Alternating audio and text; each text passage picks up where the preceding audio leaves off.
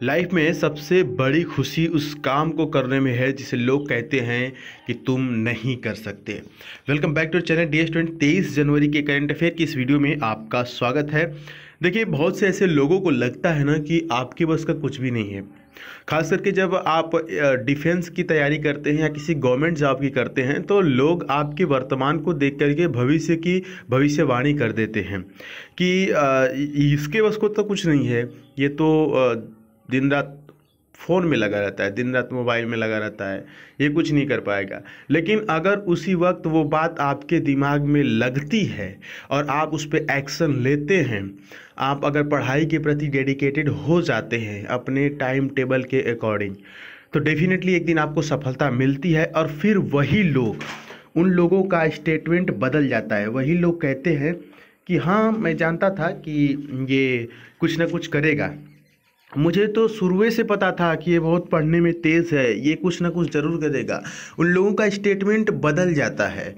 तो आपको अपनी तरफ से कोई भी गवाही नहीं देनी पड़ती है, वक्त खुद गवाही देता है। तो आप उस लायक बनिए ताकि आपकी तरफ से आपका समय बोले, ठीक है। तो अपने लक्ष्य को पाने के लिए दिन रात मेहनत करना होगा। यहाँ पर आइए देख लेते हैं।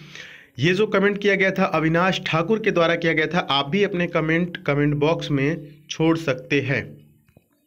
पहला क्वेश्चन बेहद इंपॉर्टेंट है यहाँ पर।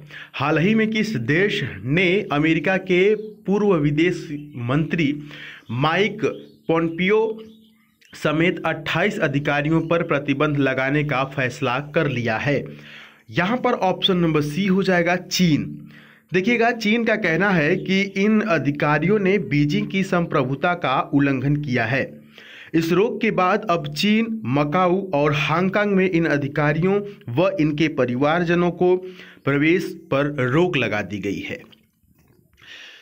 हाल ही में श्रीलंका के किस क्रिकेटर ने फ्रेंचाइजी क्रिकेट से संन्यास ले लिया है?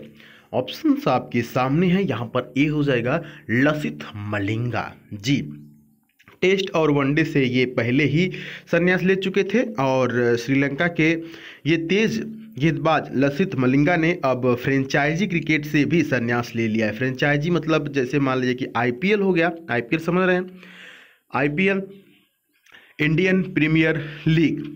देखिए, आईपीएल में इनका जो रिकॉर्ड है वो सबसे ज़्यादा विकेट लेने का रिकॉर्ड है। इन्होंने 122 मैच खेले हैं आईपीएल के, जिसमें 170 विकेट लिए हुए, ठीक है। चलिए, निम्न में से किस फुटबॉलर ने 760 गोल दागकर जोसेफ बिकान को पीछे छोड़ते हुए फुटबॉल इतिहास में सबसे ज़्यादा गोल दाग दिया है?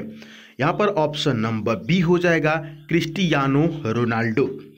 अब देखिए, दुनिया के सबसे महान फुटबॉल खिलाड़ियों में शुमार क्रिस्टियानो रोनाल्डो ने सबसे ज़्यादा गोल दागने का रिकॉर्ड अपने नाम कर लिया है। बेहद इंपॉर्टेंट क्वेश्चन है। अगला फिर एक आईपीएल से अपडेट यहाँ पर कि आईपीएल टीम राजस्थान रॉयल्स ने किस खिलाड़ी को टीम का नया कप्तान नियुक्त किया है? आपको बता दें कि option number D Sanju Samson. Indian Premier League यानी कि आईपीएल के अगले सत्र में राजस्थान रॉयल यानी कि जिसको आरआर के नाम से भी जानते हैं, इसके कप्तान कौन होगा? संजू सैमसन। बढ़ते हैं अगले क्वेश्चन की तरफ।